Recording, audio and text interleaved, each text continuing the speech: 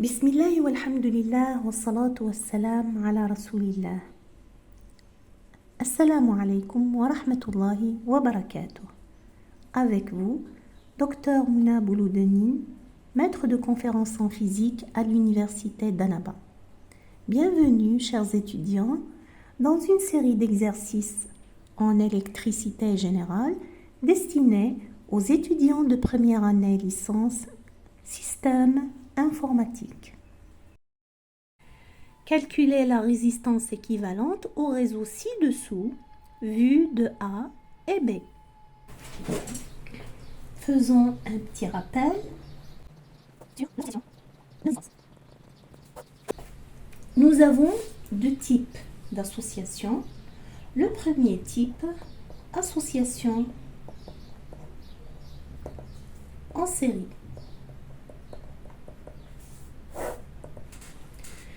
Pour que deux composantes soient associées en série, il faut que la sortie de l'un soit associée à l'entrée du suivant. Donc, le courant qui traverse un conducteur est le même courant qui va traverser le conducteur suivant. Alors, nous avons ici A, B, le courant I qui traverse le courant I total, c'est le même courant qui traverse la résistance 1, c'est aussi le courant qui traverse la résistance R2. Pour la différence de potentiel, si ce point c'était C, bien sûr le courant circule du point de potentiel supérieur au point de potentiel inférieur, VAB. Donc, dans le sens de décroissement du potentiel. Voici V1 et V2. Donc, le potentiel total VAB est égal à V1 moins VB, le supérieur moins l'inférieur. Si on ajoute VC, VA moins VC et plus VC, nous n'avons rien fait.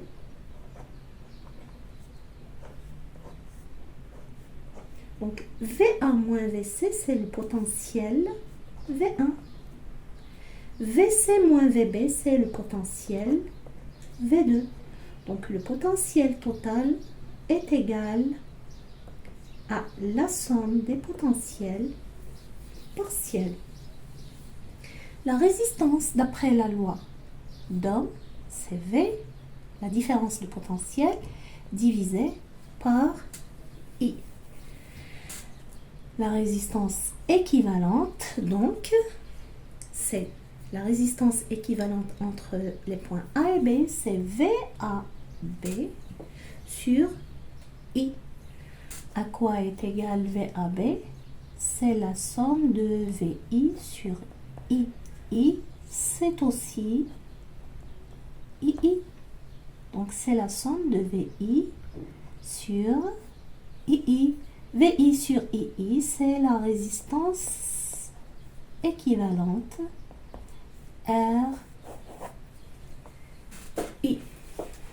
Vous remarquez qu'en comparant l'association de résistance avec l'association de condensateur, vous trouvez l'inverse. Lorsqu'on associe des condensateurs en série, vous avez l'inverse de la capacité équivalente est égale à l'inverse, la somme des inverses des capacités partielles. Ça revient au fait que si la résistance c'est la différence de potentiel sur I, la capacité c'est l'inverse, c'est la charge divisée par le potentiel. Passons à l'association en parallèle.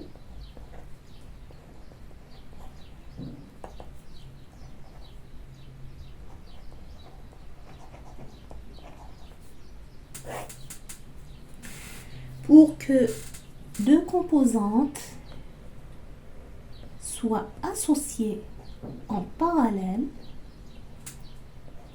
il faut que leurs entrées soient liées à la même borne et les sorties soient liées à la même borne.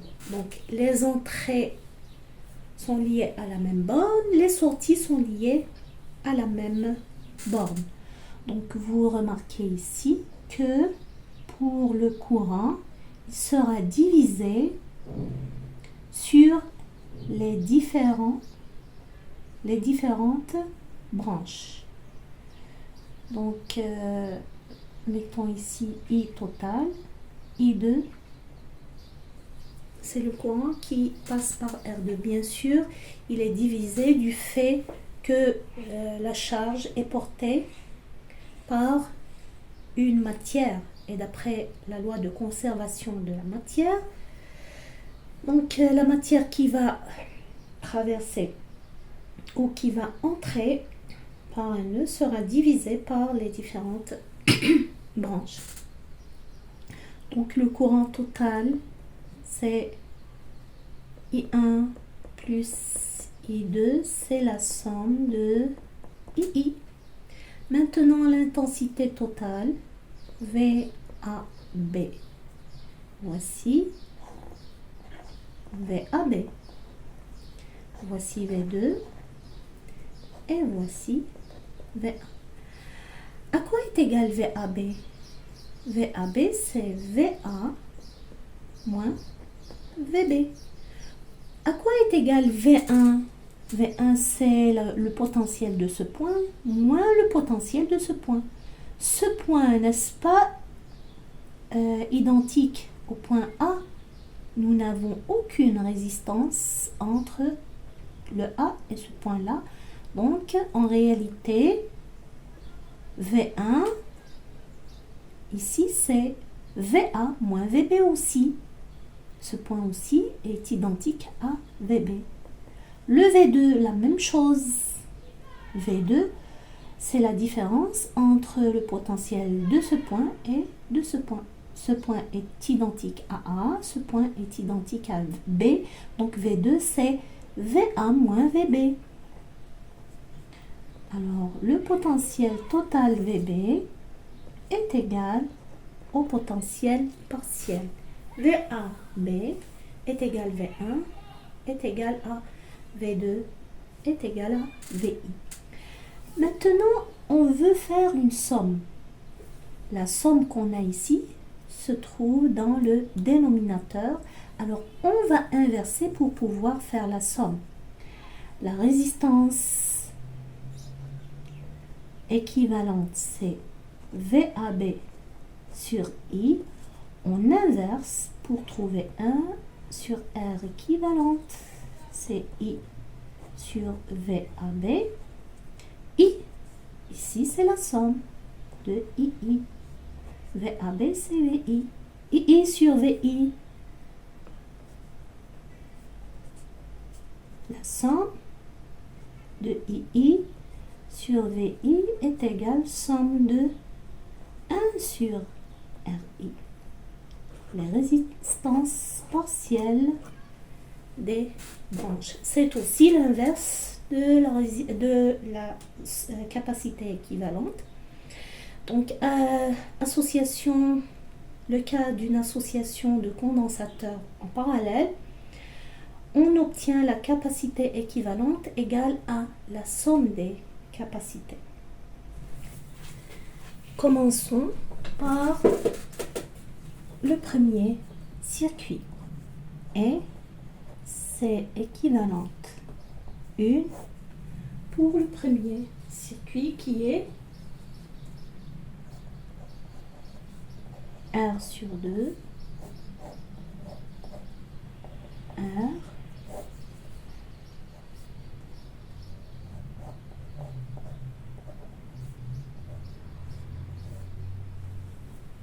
et R. A, B. Pour trouver la résistance équivalente, il faut suivre la circulation du courant. Nous avons ici deux points, C et D. Nous allons remplacer cette partie par une résistance équivalente. Donc, suivant le courant, voici le circuit équivalent. A, nous trouvons R sur 2. Ensuite, le point C, la résistance RCD. Donc, le courant va être divisé sur ces deux branches. Ensuite, le point D et B.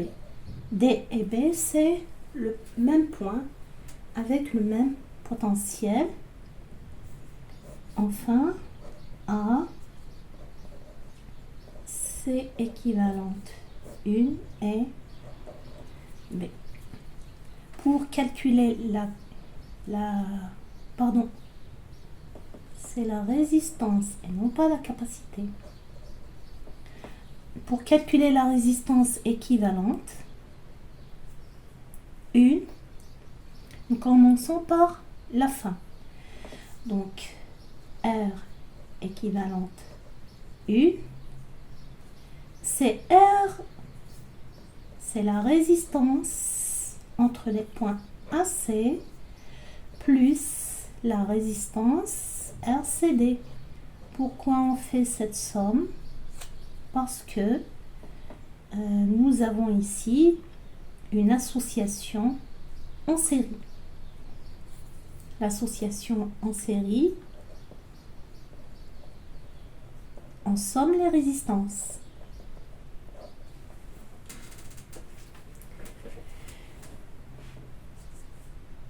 RCD maintenant, RAC bien sûr, c'est R sur 2. RCD,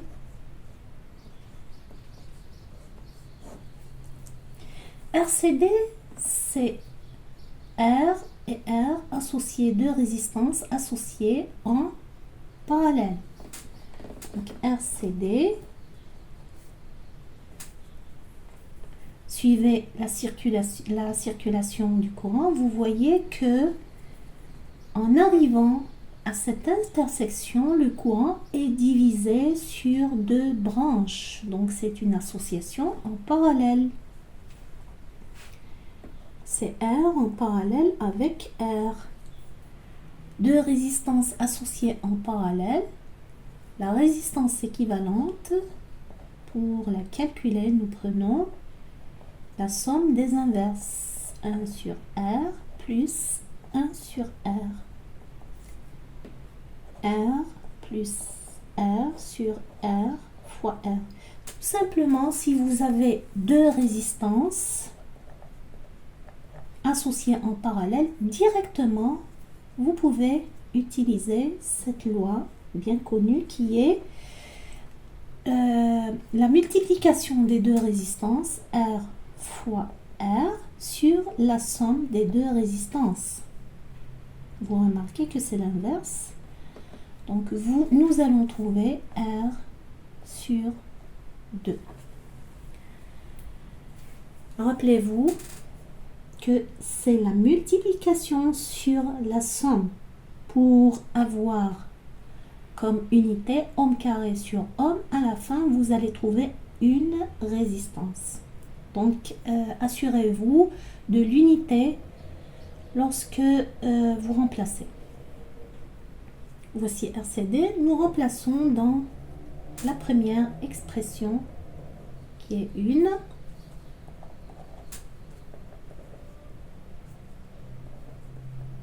On trouve R équivalente 1, RAC qui est R sur 2, plus RCD qui est R sur 2. Enfin, la résistance équivalente, c'est R. Ça, c'est l'expression 3. Passons au calcul de R équivalente 2. Représentons notre schéma. R sur 2. A. R. B. R sur 2.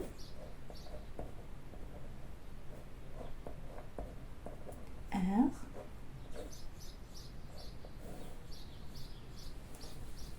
Est-ce qu'on va refaire le calcul? Bien sûr que non. On va utiliser le résultat de la section ou de la partie précédente. Vous remarquez ici que nous avons R sur 2 en série avec R et R en parallèle. Ne voyez-vous pas que cette partie-là, c'est exactement R équivalente 1 que nous avons déjà trouvé? Donc, entre C et le point D, nous allons remplacer cette partie par R équivalente 1 R sur 2 R. Donc A, B, C et D. Cette partie-là sera remplacée par R équivalente 1 que nous avons déjà calculée. Est-ce qu'on refait le calcul? Bien sûr que non. Vous remarquez que ce schéma est semblable au schéma de la première partie puisque R équivalente 1 est égal à R. Je vais refaire le schéma pour que ça soit clair pour vous. R sur 2, R, R, D, C. Donc, entre les deux points, A et B, nous avons une résistance R équivalente 1. Et entre les points A et B, nous cherchons quoi? Nous cherchons la résistance équivalente R équivalente 2. Donc, sans avoir besoin de calcul, mais par conclusion, nous avons conclu que R équivalente 2 est égal à R équivalente 1. Et R équivalente 1, c'est R. Vous remarquez que même si on fait ce schéma R l'infini, R sur 2 R, R sur 2 R, R sur 2 R, R sur 2 R, et à la fin on met R en parallèle avec R, on va obtenir toujours des résistances équivalentes qui sont égales à R. Merci de votre attention. سبحانك اللهم وبحمدك نشهد أن لا إله إلا أنت نستغفرك ونتوب إليك. السلام عليكم ورحمة الله وبركاته.